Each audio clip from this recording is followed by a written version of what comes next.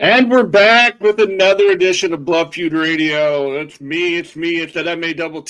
We're back at it again. And of course, my host is Rhys. What's going on, buddy? Not much, man. Not much. It's been a pretty decent week of wrestling so far. NXT's been dope. Raw's been dope. So good start. How about you? Not too bad. It's been a weird week. It's been a weird week for sure. A weird week. Nice.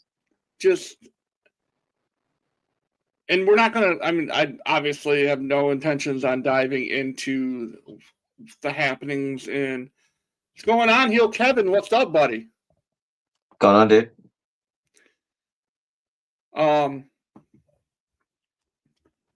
We're not here to talk about the different things that are happening inside the community, so we're just gonna power through. We're just gonna ignore everything, and what I've been trying to tell people for the longest time is to find at least one thing per show that you enjoy and focus on that. Let's stop being critics and be fans again, right? Let's be fans, enjoy it for what it is. It's a TV show about professional wrestling, and let's enjoy it.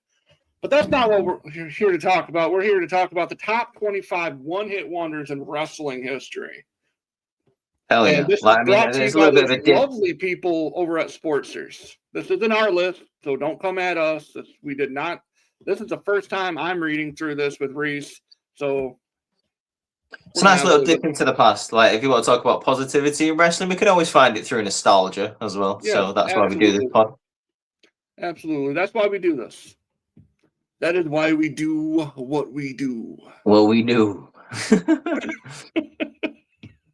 Number 25, coming in number 25, starting off hot.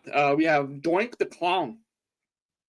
I mean, can you call this guy a one-hit wonder? Like, I feel like he was a no-hit wonder. Like, I don't mind a share of Doink the Clown, especially when Matt Bloom, I believe it was Matt Bloom. I can't remember his name. Who originally played him. I thought he was pretty great as a heel. I don't know what qualifies for one-hit wonder for classing Doink the Clown, because I think people remember him for all of his antics. Obviously, WrestleMania 9, WrestleMania 10, they're the two biggest ones for me. That's a bit of a mixed gray area for me, calling Doink the Clown a nostalgia act, but okay. And I think that's why he comes in at number 25. Like, he's at the very bottom of the one-hit wonder list. Yeah. Let's see. Number 24, the one that I thought would be in the top 10, actually. It's the Goon. The Goon, one-hit wonder. Again, this is generous calling this man a one-hit wonder, because I feel like you have to have a hit to be called a wonder. I could not, apart from the WrestleMania 17 nostalgic battle royal, the gimmick shit, I could not tell you if you paid me 10 grand one match that the Goon had. One. Well, can you believe that the WWE actually booked a match with the Goon against the Undertaker on TV? No, I can't believe it. That happened. I can't believe it. That happened. Is that why he's a one-hit wonder? Did he go over? I mean, if he went over on the Taker, that's crazy. Yeah. Number 23 on the list is a gentleman that recently made a few mistakes in his life, and It's Duke the Dumpster Drozy.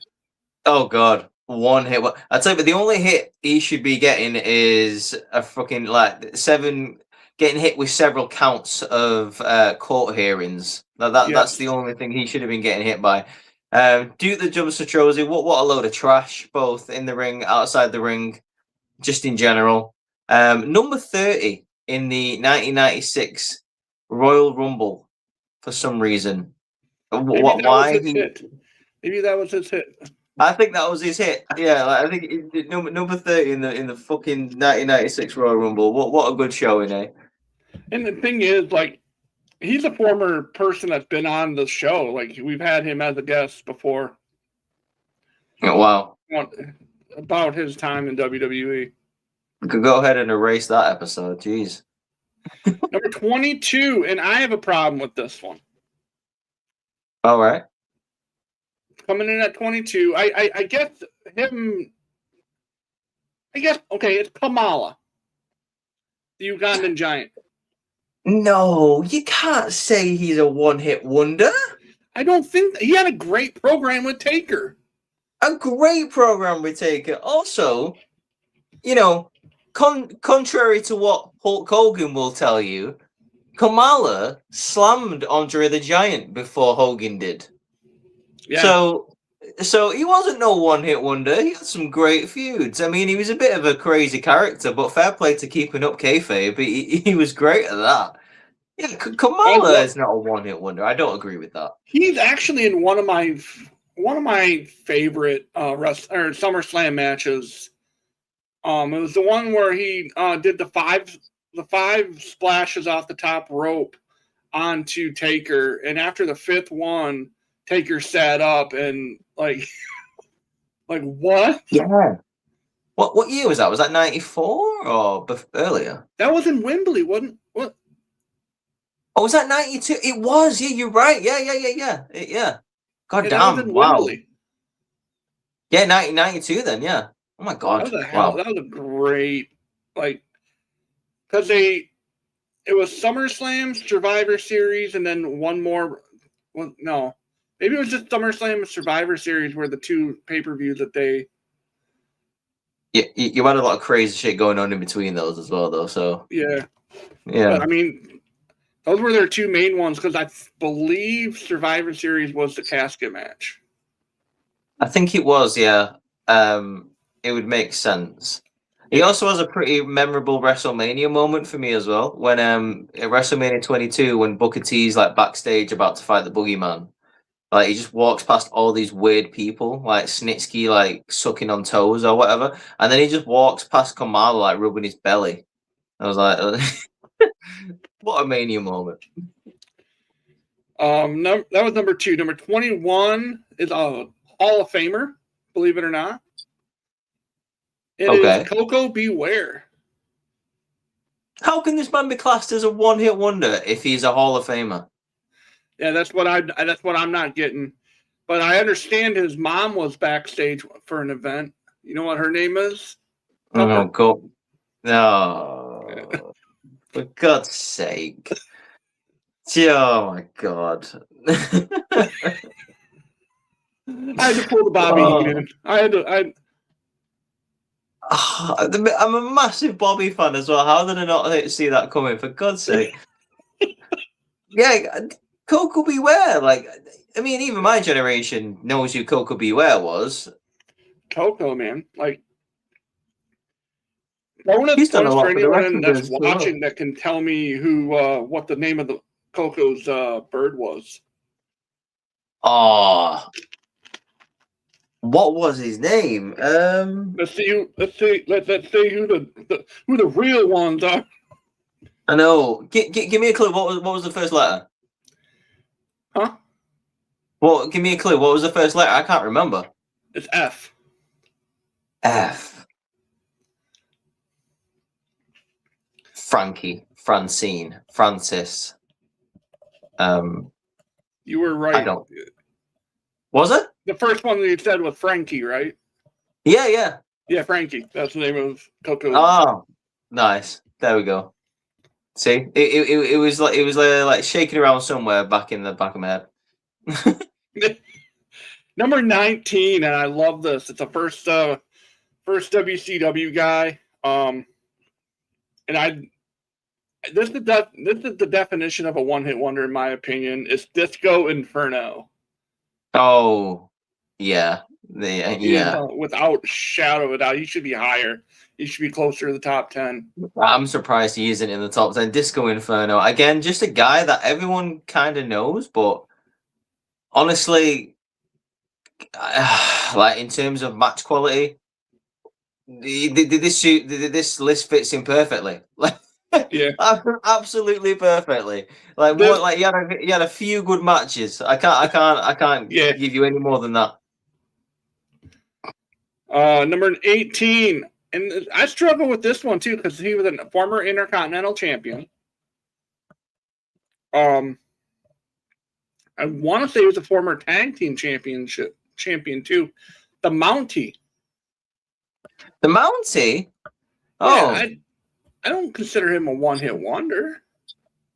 I know. I feel like this is quite harsh on this list sometimes. Like the Mountie, yeah. Don't get me wrong, isn't exactly known for like a lot of amazing matches, but I can point out several things that he did. Like he had that famous house show where he beat Brett for the title. Then he had that '92 Royal Rumble match with Piper. He had that match with Big Boss Man.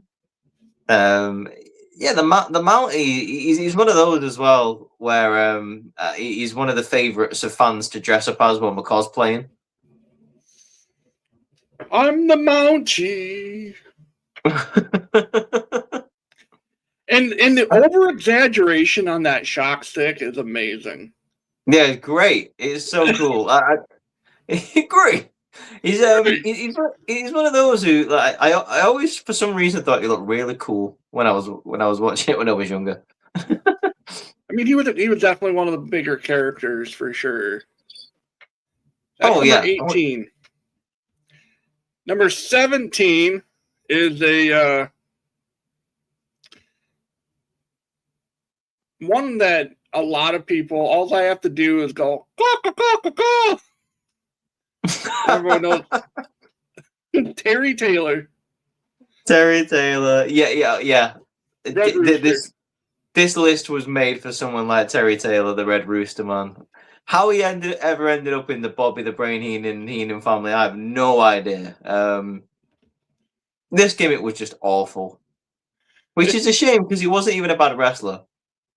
No, he wasn't. And listening to Bruce Pritchard talk about this is hilarious because there was not a bag or box of gimmicks. There never was a box of gimmicks, he would say. I don't understand how anyone signed off on this. Wait a second. I just don't get it. I don't understand how anyone looked at this character, like heard any details about this character, described how it should be designed and portrayed, and it got through all of those people, and everyone was just like, "Yeah, that'll work." So I totally skipped over number 20 for some reason. Reverse. At number 20, we had the Renegade from the WCW days. The Renegade, yes, fake Ultimate Warrior. We love to see it. Yep, pretty much became irrelevant after the actual Ultimate Warrior came to WCW. Yeah. What else do you say about the Renegade apart from he literally just looked like the Ultimate Warrior, but he wasn't Jim Hellwig, so he was what I would imagine Ultimate Warrior and Adam Bomb as a love child. Yeah, for real. Yeah, like should have been the Renegade. Like, imagine. Oh, did we ever have this? Correct me if I'm wrong. I'm not the biggest WCW guy in the world. Did we ever have the Ultimate Warrior versus the Renegade? I don't remember. That should have been a thing. That definitely should have been a thing. That would have been just the worst wrestling match of all time. But one of those things that kind of like like a car crash where it's horrible, but you can't look away. It would have been like that. And while you're at it, you might as well put them in one of those 3 stories cage matches. Oh yeah, like just imagine him like up in the ring like that and like shaking the ropes and they're just snarling at each other like from across the ring. Yeah. Yes, like yes. Rocky Jewel. I'm the warrior. I'm the renegade. Yeah. Dope. Let's have it. Yeah, put him in a WWE 2K 26. Right, I'm gonna make this match. Number 16 is a guy that I know next to nothing about, and people can yell at me in the comments if they'd like. Hayabusa. Not a Hayabusa. That's a. I disagree massively with like the fact that Hayabusa is considered a one-hit wonder. He was great in Japan. Like he was fantastic. He was one of the like the innovators of like the high flying in that kind of area. Like that is a bad take from Sportster right there. Hayabusa had like a he was one of the people the Osai Moonsault. He was one of the innovators of that. That's a bad take. I don't agree with Hayabusa being a one-hit wonder. He was great in the ring as well. Well, number 15 is the father of the Renegade, Adam Bomb. Adam Bomb? Oh no. Adam Bomb. What was his one-hit wonder? It was either being number 30 in like a random rumble. Hang on, let me think. Was it the 95 or the 94 rumble where he was number 30? I can't remember. It's got to be either that or his just awful segment at WrestleMania 10 with Earthquake. Something. Didn't he get beat in like 10 seconds by Earthquake or some shit? It says what's the his name was a pun. He was rather agile for a 6'7" physique. What was the problem? Question mark. After mild feuds with Earthquake, Bam Bam Bigelow, and even Giant Gonzalez. Bam Bam Bigelow. Oh, okay. Adam Bomb wasn't even given that almighty push from WWE executives for any title shots, rather relegating him to Sunday morning airtimes on Superstars. After the advent of Monday Night Raw, their flagship program, he wrestled in WWE for a little over 2 years before he left the company for WCW and became the Renegade. Yay! Woo! he was his gimmick was literally. Oh, do you remember that 3 Mile Island thing that happened? Yeah, he was on the island when he got the radioactive power. I was like, that just a gimmick designed to succeed for sure. Now this next one, I'm not going to pronounce the dude's name right, so please don't come at me with this.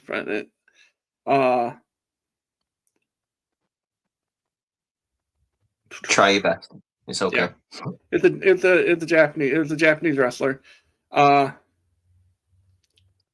Masato Tanaka. Masato Tanaka is a one-hit wonder. Are you out of your mind? I don't think he is. Like, I know who he is. I just can't pronounce his name. Yeah, the guy who had the amazing matches with Mike Awesome. Yep. I mean, first of all, even if we're just counting that, they had a lot of great matches, especially at the 05 One Night Stand. Masato Tanaka is not a one-hit wonder. Whoever wrote that is out of their damn mind. I'm sorry, no, that's not fair at all. Just because you remember someone for that rivalry doesn't mean the rest of his career was nothing. Right. That's crazy. 13. This one was kind of, I don't know. Some of these are just, as we're going down this list, I'm not agreeing with some of these. Jerry Lynn. I don't think Jerry Lynn was a one-hit wonder by any means. One of the best ECW competitors of the 90s, one of the best X Division wrestlers in TNA, and currently still an amazing trainer for, I believe it's AEW. I don't understand how you can consider Jerry Lynn a one-hit wonder. They out of your mind. Absolutely ridiculous. No way. I'm not. Yeah. I don't understand that. That's okay. Number Yeah. Oh my God, 12. Oh Jesus, this list is starting to kind of anger me a little bit. Number 12 is Raven. How is Raven? How is Raven on this list? The one-hit wonder. Are you fucking serious right now? Pardon my language. My This God. is horrible. This list Dude. sucks. This list sucks Dude, just because of this. Not valid.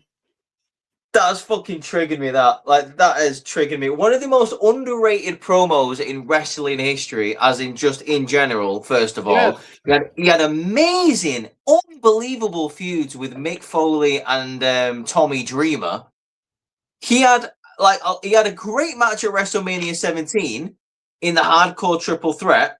Raven's flock in general was fantastic in ECW and in WCW, and then he went on to do amazing work in TNA. Yeah. Are you what? Raven, one-hit wonder. Whoever it is putting this list together does not watch wrestling. Now, if you consider Raven a one-hit wonder, you need to go do your research. Go and do your research. Yeah, I fully agree. If you're a wrestling fan and you think that I mean, your opinion's your opinion, but I will wholeheartedly disagree with him being even remotely close to a one-hit wonder. Raven, forget one-hit wonder. He should be on the list as one of the most unsung heroes or one of the most underrated wrestlers of all time. That's the type of list he should be on. Absolutely. I'm scared to see what their top 10 is. So am I now. Jesus Christ, what the hell is that bullshit? Number 11. An ECW original. The Sandman. Oh my God! I don't understand who's putting this list together. I don't get it. Like, who is putting this list together? Is this someone who just exclusively watches WWE or something? Because you just throw in ECW guys and WCW guys and TNA guys in there just to fill out this list. How can you consider the Sandman a one-hit wonder? Unbelievable matches with Sabu, unbelievable matches with Taz, unbelievable matches with Raven. First of all, and then he just. Oh, are we even gonna mention his goddamn entrance? His entrance was fantastic. Entrance. Iconic. Sandman? Yeah. I mean, no. What a load of bullshit. Again, Stone Cold. I mean, dude. Again, someone who just watches WWE, because in WWE, fine, he was a bit shit, to be honest. But if you look at his other work in the wrestling industry, that the fact that you even consider putting Sandman on this list is a travesty. Yeah. Number 10. And this is something, like, I am perfectly fine with this character being number 10. Okay. Isaac Yankem DDS. Right. I am okay with that. Okay. So just to clarify, what is this list called again? This list is called Top 25 One-Hit Wonders in Wrestling History. Right, okay. Because if we're exclusively counting the gimmick, then yeah, Isaac Yankem, he literally had a feud with Bret Hart because of Jerry Lawler, because he was a dentist or some shit. Fine, right? But they are dangerously leaning towards the fact that Isaac Yankem is obviously portrayed by Glenn Jacobs, and obviously you can't lump Glenn Jacobs in with one-hit wonders, and it kind of annoys me a little bit. Yeah, I mean, that's so close to Glenn Jacobs. But Isaac Yankem, fine, as a character alone, yeah, he was a one-hit wonder. He was a fucking dentist. Well, what do you want him to do for that? Yeah. Do you know what? Do you know what times? Do you know what times his matches used to start? 2:30. His matches used to start? 2:30. Yes, the one. Uh, At least oh you my got it. god. It's like I'm glad that you got that joke. It's like pulling Oh teeth my with some god. people. Number 9. This list sucks. Why? What is this? Number 9 is one of in my opinion, one of the most underrated. I think he's the greatest, one of the top 3 greatest people never to win a major title. He was an Okay. IC champion. It was Texas Tornado. Oh man, yeah, that's harsh, dude. That's harsh. Calling the tornado again. Like, are they just going off gimmicks here? Because all right, fine. Like but Kerry Von still, Erich was amazing. yeah, exactly. Like, I mean, that's what I'm saying. Like, surely they must be just going after the gimmick because you can't say Kerry Von Erich is a one-hit wonder. One of the best lineages of family in wrestling history, a very underrated wrestler in his home states and everything. Like, yeah, Kerry Von Erich is not a one-hit wonder. So surely they're just going after the Texas Tornado. But the thing is, Tornado wasn't a bad gimmick. He was a very good wrestler, very good in ring, and yeah, I mean, the Texas Tornado. I want to say they actually said his name, the Texas Tornado, Kerry Von Erich, at one point. I think he was a combination of both. Like whenever WWE felt like it, they would call him a different name. I think that's a pretty bad take, to be honest. I think that's quite hard. I think I lump him in with Raven.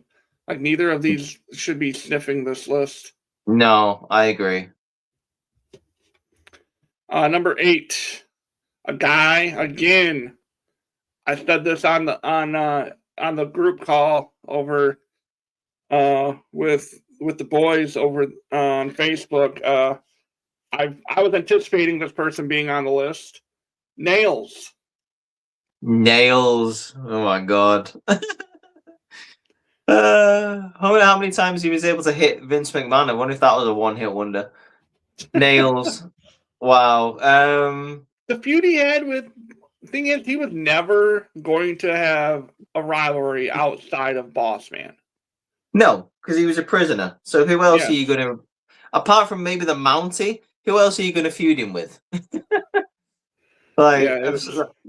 He was destined to be a one-hit wonder. I really did like his vignettes that they had for him, like leading into. Oh yeah, without a doubt. Yeah, like, they were really cool. They were cool. Yeah. He's like, and you never saw him. You never saw him until he just showed up, right? And like it was and because he would talk about Boss Man and the last one leading into whatever pay-per-view or whatever event that they finally were like met face to face. He goes, "Soon I will be completely rehabilitated." Well, it wasn't it like SummerSlam, I think? It might have been SummerSlam. Yeah, I'm sure it was. Yeah. Hey, at least he got a big payday before he fucked up his entire wrestling career. But he wanted to throw hands with the boss. That was just funny to me. Like, he was also in like the steroid scandal, right? As well. Didn't he testify? Probably. Yeah. Because he wasn't completely rehabilitated. No, definitely not. He ended up back in the courtroom. Typical Nails. Yeah. Petty theft, probably. Number 7, and this disappoints me as well. I love the gimmick. As a kid, it's a very nostalgia thing. Number 7 is Papa Shango. Oh, poor Papa Shango. A man who will forever be known as being extremely late running in at WrestleMania 8. Ruined what could have been a great main event. Yeah, like he forced Sid to kick out of the leg drop, which I think was the first time anyone's ever done that, right? Yeah, I believe so, yeah. Yeah. he missed his cue massively, dude. Like so badly. Like he was like 40 seconds, 50 seconds late for his cue. The other thing that I remember him for was making the Ultimate Warrior throw up. Them two things is what I remember him for. Well, He looks like Danhausen. He looks like Danhausen's dad. He cut a promo during Superstars. It was great because he's like something about curse the living, raise the dead, the river is running, the river is red. He goes, I did that whole thing. And then I forever will have it etched in my brain because Vince McMahon and Mr. Perfect were on commentary at that point. And then Mr. Perfect goes, did you hear that, McMahon? He said something about curse the living, McMahon. And he goes, yeah, something about raising the dead. And he goes, yeah, and also something about the river being red. But the only thing right now that's red about this match is Red Taylor, and he's getting his butt kicked or something like that. I'm like, like who's writing this stuff? Like, well, what a perfect transition there from Perfect. Great. You gotta love that. Like Papa Shango, not the only one-hit wonder that man had as a gimmick. He also had Kama Mustafa as well. The ultimate fighting machine. Yes. Mustafa. The ultimate fighting machine. Oh wow. Number 6 is another former guest of ours on the Huge Pop Wrestling podcast. It's none other than Ahmed Johnson. Ahmed Johnson, I think this is quite harsh in terms of a one-hit wonder. He had a great feud with the Nation of Domination. He also had a pretty cool feud with Goldust. So, I mean, he did a couple of things in WCW as well. I mean, not as good as WWF in my opinion, but I always liked Ahmed Johnson. I obviously like down to injuries is the reason why we didn't see much more of him. But I really like going back as like an 11, 12-year-old to try and discover like the earlier like wrestling, like trying to like upgrade my knowledge of like different pay-per-views. Ahmed Johnson was someone who always intrigued me. I always thought he was pretty cool to watch. Really good. He told a lot of really good stories, and he's an interesting individual. I will say that. Yeah. If you're new to the channel, go search up Ahmed Johnson Huge Pop Wrestling podcast, and you can watch that episode. That I believe it was just Scott and I that did that episode. It was a lot of fun talking to a guy that I legitimately used to play as on the old WWE video games way back in the day. Oh, yeah, I'm jealous that you got to talk to him. That's a cool interview. Number 5. We're in the top 5, and this man belongs in a different top 5, not this one. It's The Rock, Ken Shamrock.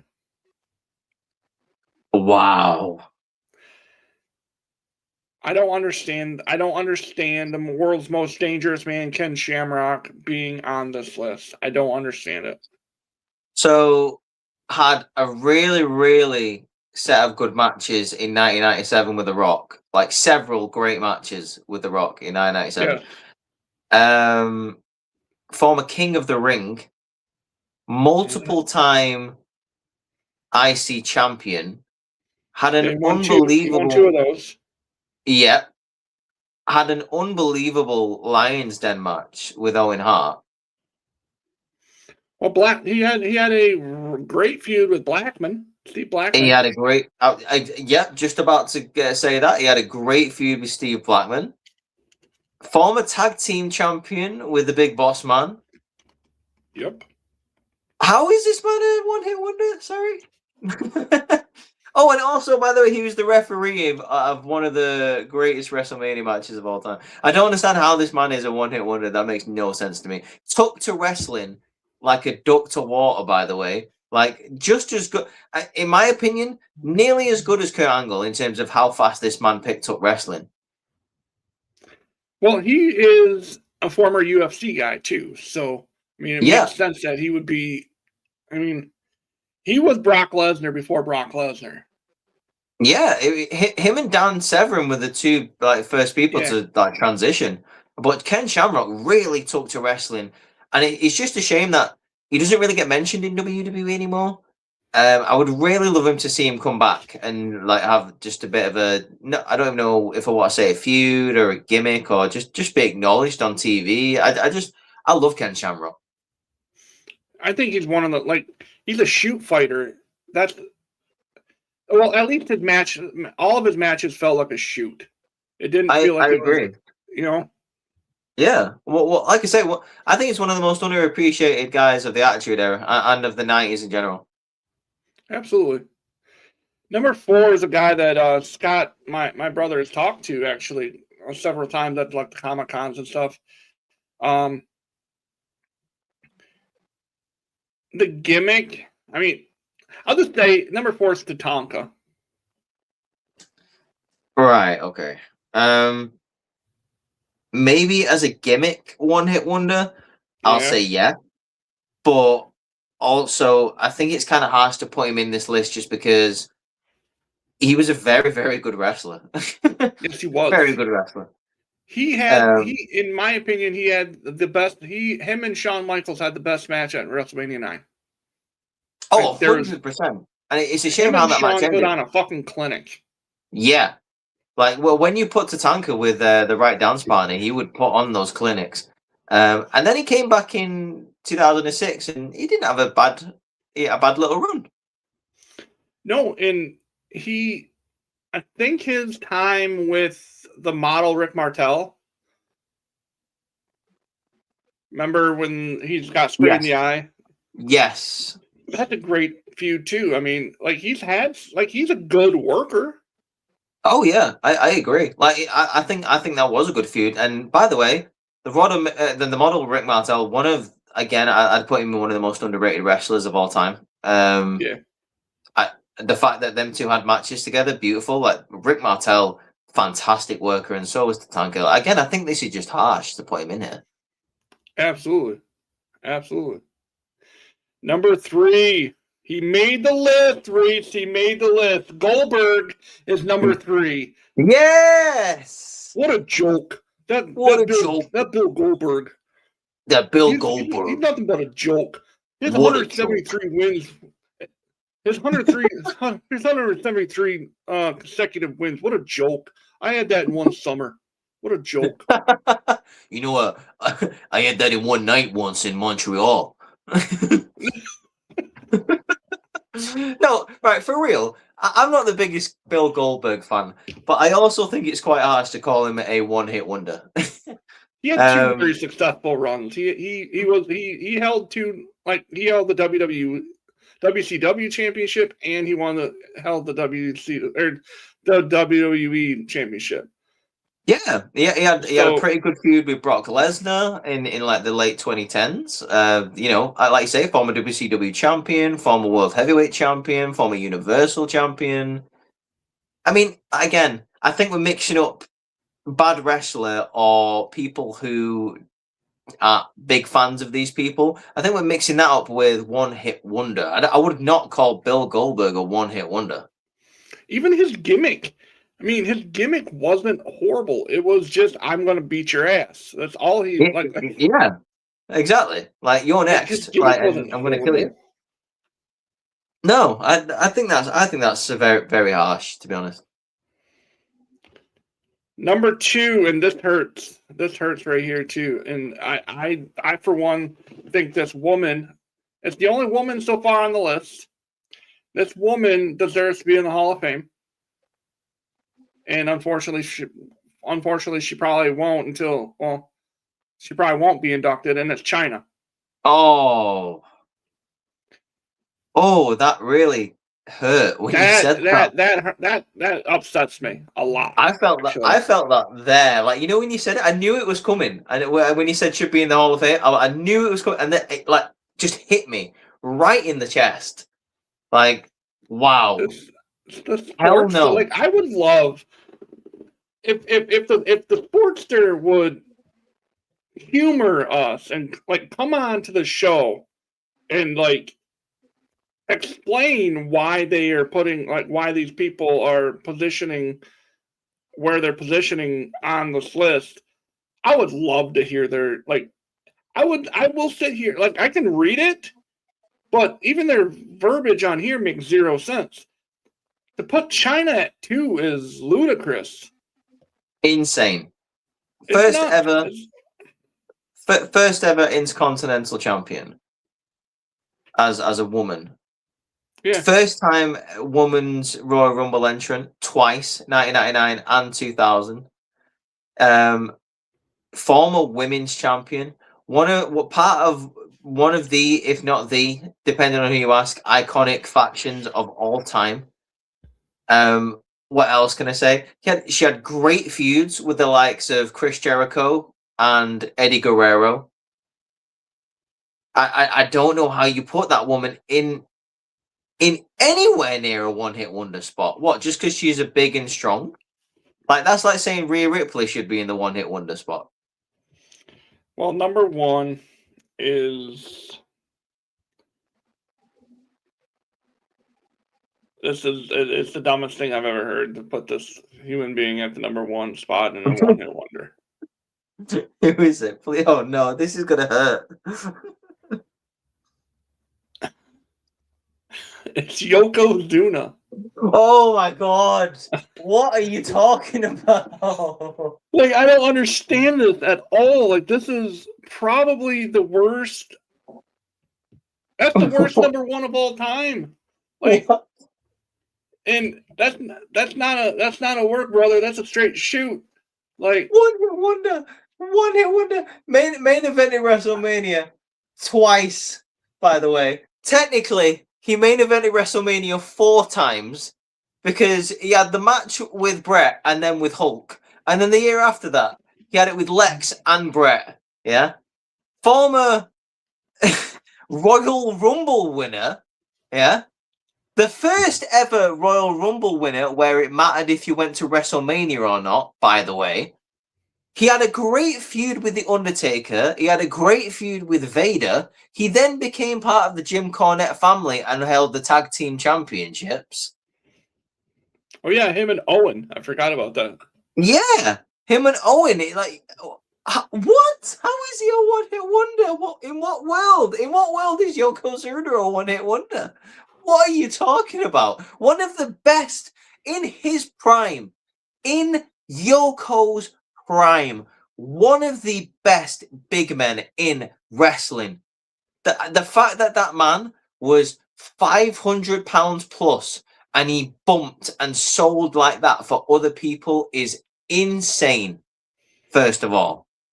Well, And yeah, the fact that he was that big and he had decent matches with different sized people. He put on good matches with Brett. He put on good matches with Vader. He put on good matches with Shawn Michaels. He put on good matches with... the list goes on and on, right? I'm sorry, no, that is ridiculous. Absolutely ridiculous. He's probably, in terms of big men in wrestling, he was probably a pioneer. He was one of the first big men who could actually sell.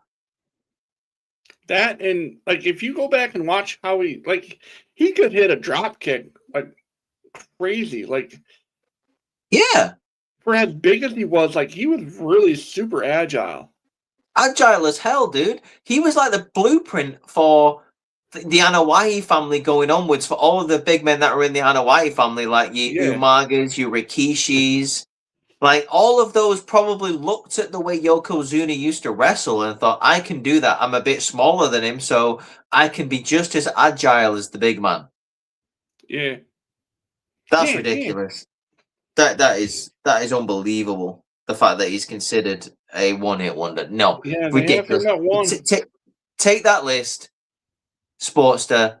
You're going to shine it up real nice, and then you're going to turn that some bit sideways and stick it straight up your candy ass. There is no way that those 3 people at the top there are a one-hit wonder. And then to even go through that list and say Raven, the Sandman, one-hit wonders. Get the fuck out of here with that. Get the hell out of here with that bullshit. About China being a one-hit wonder. About Yokozuna being a one-hit wonder. No. Get out of it. Next thing you know, they're going to say that Obafemi is overrated. Oh my god, there's so many other people that should have been on this list.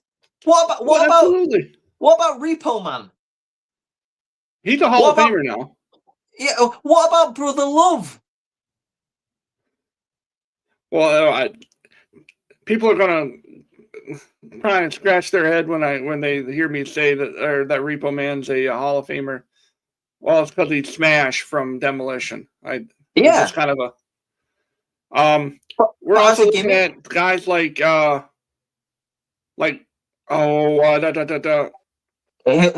Jim, Glacier, the Yeti. I mean, for lack of a better word, I would consider Shane Helms a one-hit wonder. The Hurricane. Yeah. I love the Hurricane, but the Hurricane is a one-hit wonder. Dude, Crash Holly. He's a one-hit wonder. He did wonders for the hardcore division, but there is no way outside of that hardcore division he was relevant in any way. He wasn't. I'm sorry. No. Spike Dudley. He was a one-hit wonder. The Blue Meanie. Yeah, the Blue Meanie. No offense to him. At me. Again, I know this is gonna hit. Just based on like the things that they did in the WWE, Al Snow could potentially be considered a one-hit wonder. I agree with that. I mean, I love this guy, but I love Al Snow too. Yeah, I know. I'm saying like the guy I'm about to say. I love this guy, Val Venus. Oh, hello, ladies. Literally everyone remembers him for. He had good matches, but literally no one else remembers anything about Val Venus apart from the fucking towel spin that he used to do. Mark Merrow. Yeah. A tag team. I hate saying this, but Victor and Connor. The Ascension. Yeah. The Ascension. They're one-hit wonders. One-hit wonders. Dude, what a terrible list that is. Terrible. Chris Masters didn't make the list. Are you serious? Yeah. Ryback? I mean, I hate Ryback, don't get me wrong. Like I'm just like everyone else. I hate Ryback. But he was an IC champion. That's it though. What else did he do? He was like, feed me more. Like, okay. And they didn't. And they didn't, thank God. So he starved, and that's why he isn't here anymore. Joey Mercury? Joey Mercury, yeah. But after he left M&M, what did he do? That guy, he was. This is how much of a one-hit wonder he is to me. The guy from he was a cruiserweight. That English dude, that with the umbrella. Oh, him, yeah. Oh God, yeah. His name is not even worth saying. Jesus. I don't even know. Tugboat. He went through 2 different, like, as a kid, he went from Tugboat to Typhoon. And you know goddamn well he was the same person. Yeah. Like, as a kid, I'm like, hey, that's Tugboat. What's he doing? Like, why is he... Well, the Kiss Demon. Hot take, Marty Jannetty. I mean, yeah. After he jumped through that window, he was never the same. No, because he was what a coward. I knew he was going to do that. I knew you were going to say that. But there's just so many other people that needed to be on this list that. Dude, where the fuck was King Kong Bundy on this list? Hillbilly Jim, for that matter. That's what I just said before. Hillbilly Jim, yeah. Like, where was he? The cat? Not, well, what about Stantina? Not Stantino, but his sister. Yeah, if His we're going over sister. gimmicks, because you want to throw in Isaac Yankem. Yeah, you can do Santina. It's just such a bullshit list. What a stupid list! I want to get this guy. Whoever wrote, I'll have a respectful conversation with him. I want to get him on the podcast. This is how bad. Well, I mean, this was from the reason why we don't have any more current people. I'm looking. This list was put together on December 18th of 2015, so we're 11 years removed. So I mean, even before then, you had people in like the early 2010s, though. Come on, like what the hell? Man, Sportster really kind of threw together a dud on that one. What was he called? Damien Demento. Oh yeah. And hang on, Kevin Thorne, aka what's it called, Malachi or Mordecai? Yeah. And where was he? So many. Dude, they didn't put any of these people on, but they put fucking Jerry Lynn. They put Jerry Lynn on there. Yoko really has me Yoko really has me kind of like upset.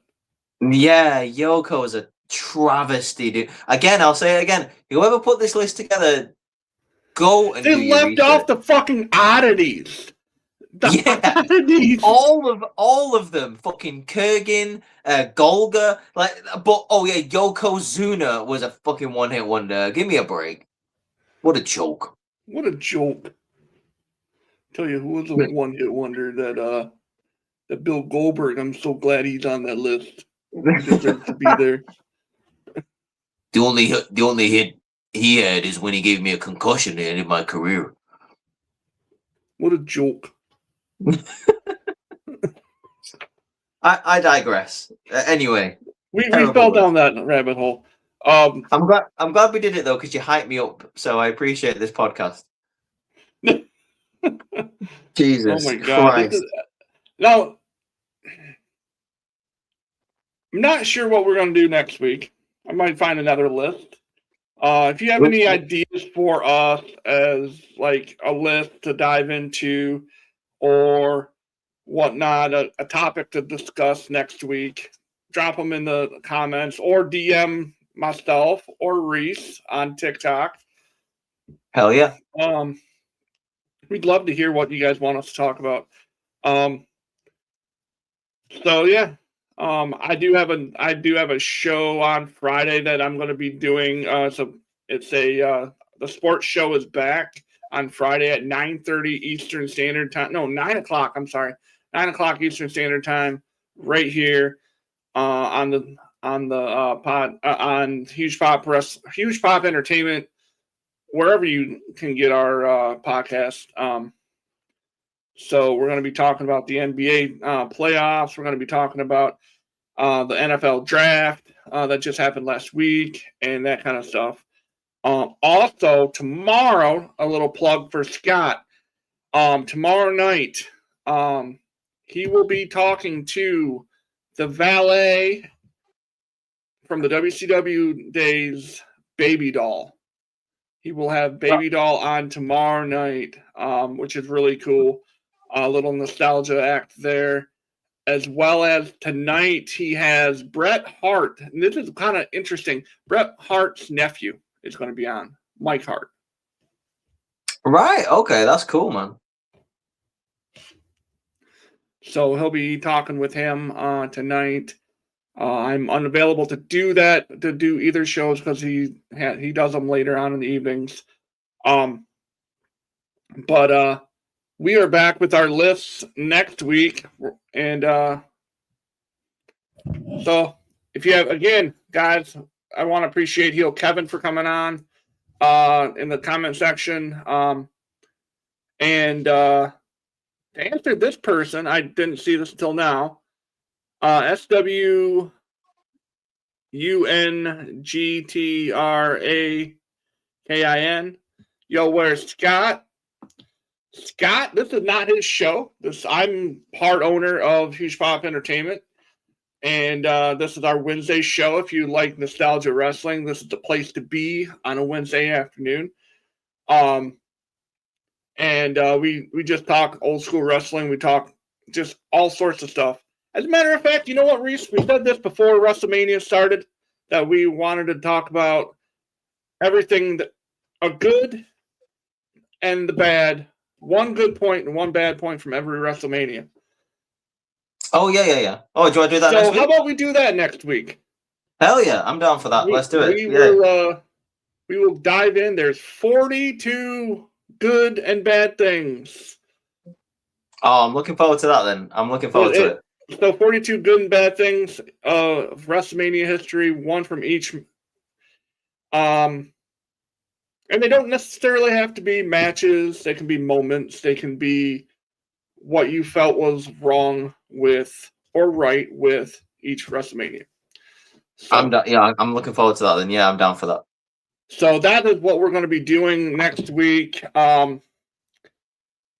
Again, thanks for everyone who's watched this, watching now, or watched earlier, or watches in the future. We do this just to have fun each week and just get just have fun. That's what it's all about. Have fun and enjoy the world of wrestling. So, if you really, if you think about it, if you're not into that, then Rhys, tell them what to do. Fire is your fucking marks.